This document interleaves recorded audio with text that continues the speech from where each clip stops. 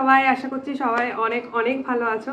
আজকের ভিডিওতে আমি যে ঘটনাটা শেয়ার করতে যাচ্ছি সেটা কিন্তু অত্যন্ত সেন্সিটিভ একটা কন্টেন্ট। যদিও আমি ভিডিওর শুরুতে একবার ডিসক্লেইমার দিয়েছি, তাও আমি আরেকবার বলে দিচ্ছি যে তোমরা যদি কেউ দুর্বল হৃদয়ের মানুষ হয়ে থাকো তাহলে পরে দয়া করে ভিডিওটাকে স্কিপ করে যাবে।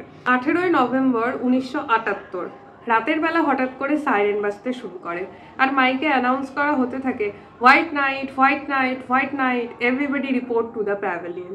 এই কথা শুনে হায়াসিন থ্র্যাশ নামের এক 76 বছর বয়সী বৃদ্ধা মহিলা ভয়তে নিজের বিছানার নিচে লুকিয়ে পড়েন, বাইরে বেরোন না।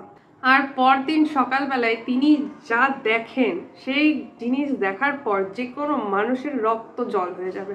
তিনি দেখেন যে এতদিন ধরে যে কমিউনিটিতে তিনি থাকতেন, যেই সমস্ত মানুষদের সাথে তিনি রোজ ওঠা বসা করতেন, সেই সমস্ত মানুষ একসাথে এক রাতের মধ্যে মারা গিয়েছে। তার চারপাশে শুধু লাশ আর লাশ, যেন লাশের স্তূপ হয়ে গিয়েছে।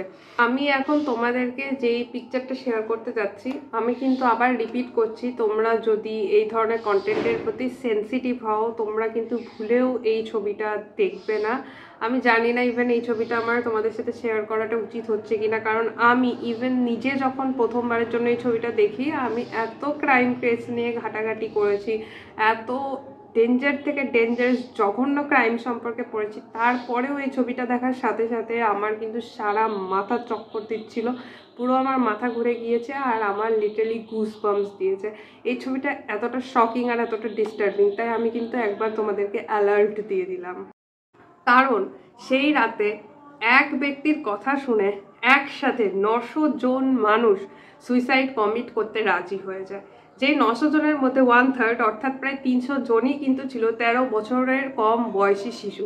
এখন প্রশ্নটা হচ্ছে, কে এই ব্যক্তি, কেন তার কথা শুনে এক রাতে সবাই সুইসাইড কমিট করতে রাজি হয়ে গেল? আর এমন কি হয়েছিল সেই রাতে যে সেই ব্যক্তি 900 জনকে প্রাণ দেওয়ার অর্ডার দিয়েছিল? আমাদের এই ঘটনা যেই ব্যক্তিকে কেন্দ্র করে, যেই ব্যক্তি আগের রাতে এই অর্ডারটা দিয়েছিল, তার নাম কিন্তু হচ্ছে জিম জোনস। জিম জোনসের জন্ম হয় 1931 সালে। তার মা ছোট থেকেই তাকে অনেক বেশি ইগনোর করতো, আর তার বাবা অনেক অসুস্থ থাকার কারণে দেখা যেত তার বেশিরভাগ সময়টাই হসপিটালে কাটাতে হতো। ফলে ছোট থেকেই জোনস অনেক বেশি ভালোবাসার অভাব, অ্যাটেনশনের অভাবে ভুগত। ছোট থেকেই জোনস অনেক বেশি চার্চ দ্বারা ইনফ্লুয়েন্স ছিল, আর সে কিন্তু পেন্টেকোস্টালিজমে বিলিভ করতো। এখন অনেকে হয়তো জানো না যে পেন্টেকোস্টালিজমটা কি, তাদেরকে বলি, এটা বেসিক্যালি একটা খ্রিস্ট ধর্ম বিরোধী মতবাদ। বাটলার ইউনিভার্সিটি থেকে গ্র্যাজুয়েশন শেষ করার পর খুব শীঘ্রই কিন্তু জোনস একটা চার্চে চার্চম্যান পদে নিযুক্ত হয়ে যায়। সে তার সাইকিক পাওয়ার ইউজ করে মানুষদের অনেক অসুস্থতা সারিয়ে দিত, ভাগ্য গণনা করতো ইত্যাদি কারণের জন্য কিন্তু সে দিন দিন অনেক বেশি ফেমাস হয়ে যাচ্ছিল। 1955 সালে সে একটা পেন্টেকোস্টাল চার্চ প্রতিষ্ঠা করে, যেটার নাম কিন্তু রাখা হয় উইংস অফ ডেলিভারেন্স। এই উইংস অফ ডেলিভারেন্সকে কিন্তু পরবর্তীতে পিপলস টেম্পল বলে আখ্যা দেওয়া হয়। 1960-এর সময় জোনস কিন্তু একটা আভাস পাচ্ছিল যে নিউক্লিয়ার ওয়্যার হতে পারে, আর সেই সময় সে কোথাও একটা ভাবে জানতে পারে যে ক্যালিফোর্নিয়াকে মনে করা হচ্ছে যে নিউক্লিয়ার ওয়্যারের সময় এই জায়গাটা সেফ থাকবে। সেই জন্য সে তার পিপলস টেম্পলকে কিন্তু ক্যালিফোর্নিয়াতে মুভ করার সিদ্ধান্ত নেয়। আর 1970 সাল নাগাদ কিন্তু ক্যালিফোর্নিয়ার স্যান ফ্রান্সিসকোতে অলরেডি পিপলস টেম্পলের একটা হেডকোয়ার্টার ছিল। সেখানে জিম জোনস বিভিন্ন চ্যারিটেবল অ্যান্ড পলিটিক্যাল অ্যাক্টিভিটিসের সাথে কিন্তু যুক্ত হতে শুরু করে, যার ফলে সেখানকার পলিটিশিয়ানসদের সাথে তার কানেকশন আরো ভালো হতে থাকে। সে সবসময় ট্র্যাডিশনাল খ্রিশ্চিয়ানিটিকে ক্রিটিসাইজ করত আর কমিউনিজমকে কিন্তু প্রমোট করত। এবার ব্যাপারটা হচ্ছে, যত জোনসের ফলোয়ার্স বাড়তে থাকে এই ক্ষমতার নেশা কিন্তু জোনসের মাথায় চড়ে বসে। কিছু টাইম পর থেকে মিডিয়ায় একটা কথা খুব দ্রুত ছড়িয়ে পড়তে থাকে যে জোনস পিপলস টেম্পলের মেম্বারদেরকে, তার কমিউনিটির মেম্বারদেরকে কিন্তু সে শোষণ করে নিচ্ছে, তাদের থেকে সমস্ত টাকা লুট করে নিচ্ছে আর তাদেরকে অ্যাবিউজ করছে। এই কথাটা এত দ্রুত মিডিয়ায় ছড়িয়ে পড়তে থাকে যে একটা পর্যায়ে দেখা যায় যে জোনসের ইমেজটা কিন্তু খারাপ হয়ে যাচ্ছে। এরপর মার্শাল কিলডাফের একটা আর্টিকেলে একটা কথা লেখা হয় যে জোনস তার মেম্বার্সদেরকে কিন্তু ইউজ করছে। এই কথা দেখার পরই জোনস ডিসিশন নেয় যে সেই দিনই সে গুয়ানাতে মুভ করবে। 1974 সালে সে পিপলস টেম্পলকে কিন্তু গুয়ানাতে শিফট করে নেয়। গুয়ানা কিন্তু হচ্ছে সাউথ আমেরিকার একটা কান্ট্রি। সেখানে সে তার সমস্ত ফলোয়ার্সদেরকে নিয়ে একটা এগ্রিকালচারাল কমিউন তৈরি করে।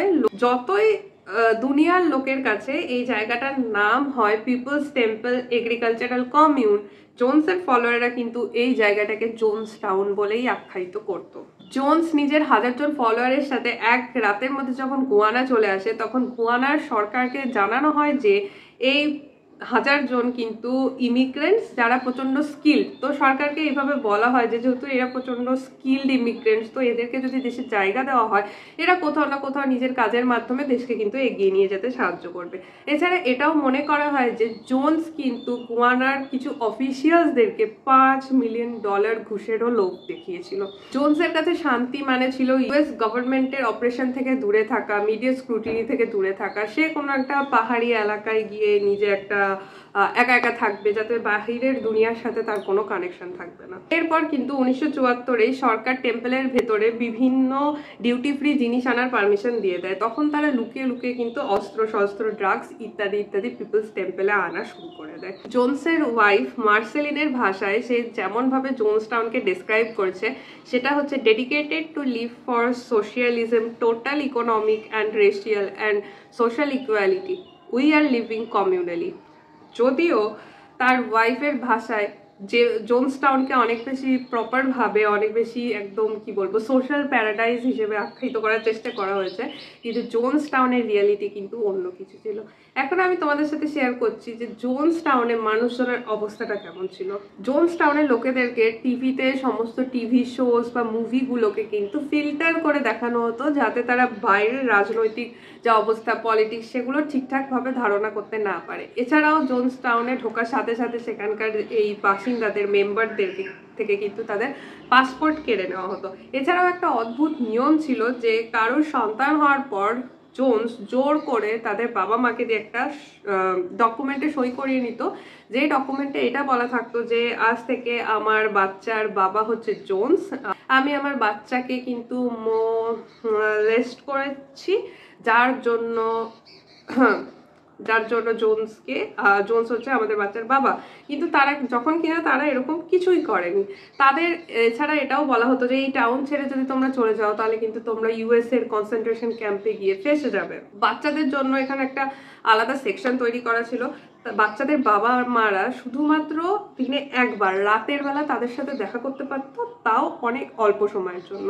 এছাড়া এখানে একটা নার্সারিও ছিল, যেখানে প্রায় 33 জন শিশুর জন্ম হয়েছিল, আর এদের প্রত্যেকের কিন্তু লালন পালন করার দায়িত্ব জোনস নিজে নিয়ে নিত। সেখানে কেউ দোষ করলে পানিশমেন্ট স্বরূপ একটা 6x4x3 ফিটের বাক্সের মধ্যে তাকে বন্ধ করে মানে ঢুকিয়ে লক করে দেওয়া হতো। এমনও দিন গেছে যে বাচ্চাদেরকে সারা রাত একা একটা কুয়োর ভেতরে কাটাতে হয়েছে। তাহলে বুঝতে পারছো যে কিরকম ধরনের এক্সট্রিম লেভেলের শাস্তির ব্যবস্থা কিন্তু জোনস টাউনে প্রচলিত ছিল। এখান থেকে যারাই পালিয়ে যেতে চেষ্টা করতো তাদেরকে কিন্তু ড্রাগ দিয়ে বেহুশ করে ফেলা হতো। এছাড়া সে সব কিছু নিজে কন্ট্রোল করতে চাইতো, সবাইকে ডমিনেট করতে চাইতো। এখানে বাচ্চা থেকে বুড়া 8 থেকে 80 সবাইকে সেই জন্য জোনস বলে রেখেছিল, আমাকে তোমরা সবাই ড্যাড বা ফাদার বলে ডাকবে।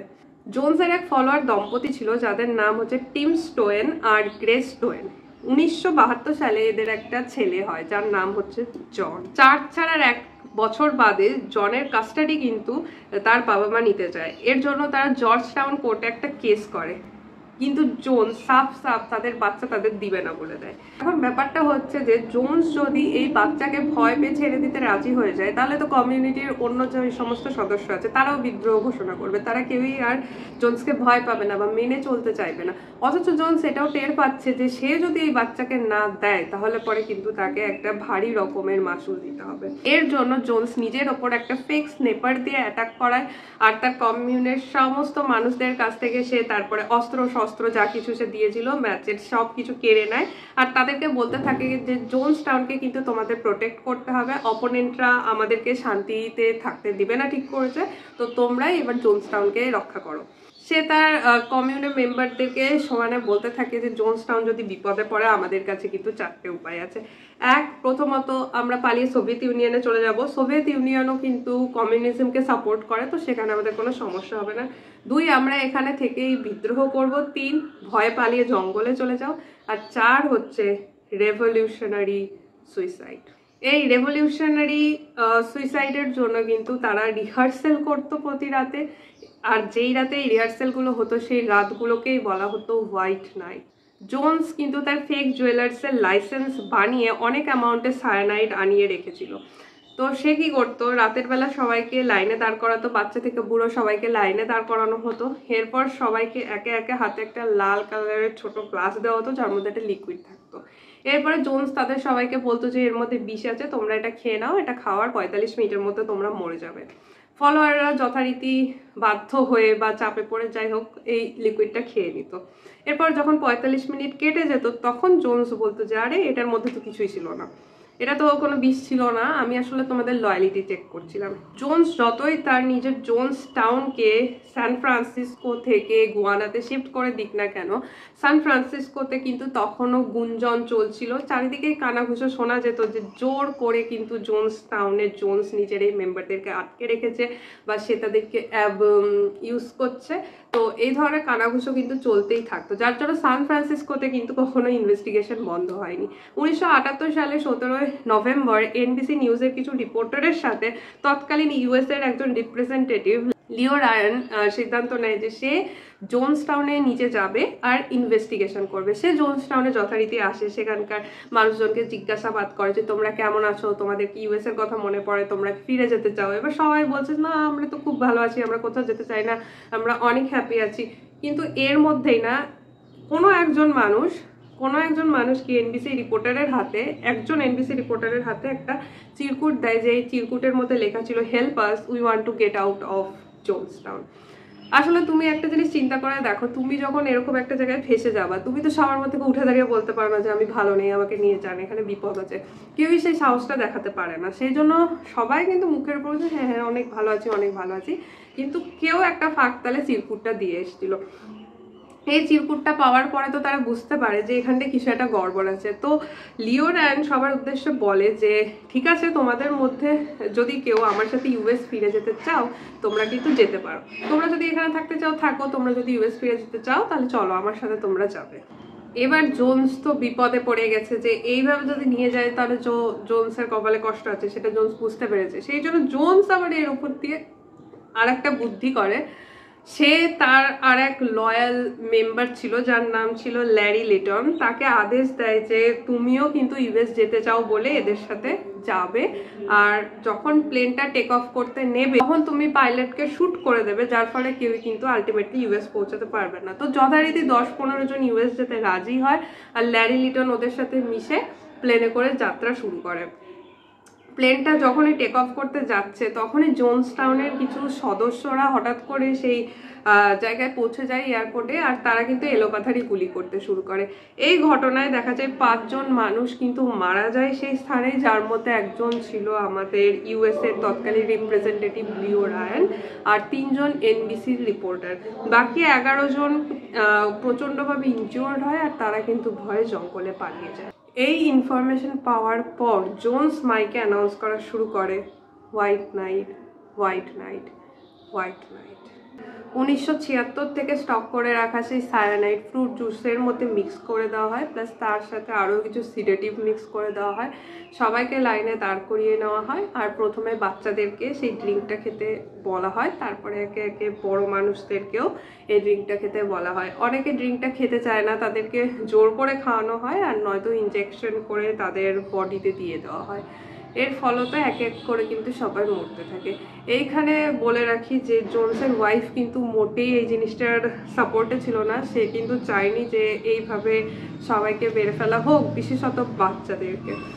আর আমি যতখানি পড়াশোনা করে জানতে পেরেছি, যতটা খাটাখাটি করে আমার কাছে ইনফরমেশন এসছে, জোনসের ওয়াইফও কিন্তু এই দিনে 18 নভেম্বরের রাতেই মারা গিয়েছিল। তো এইটা কোথাও ক্লিয়ার আমি মেনশন পাইনি যে সে কিভাবে মারা গেছে, বাট আমরা ধরে নিতে পারি যে সেও কিন্তু এই মাস সুইসাইডের একটা পার্ট ছিল।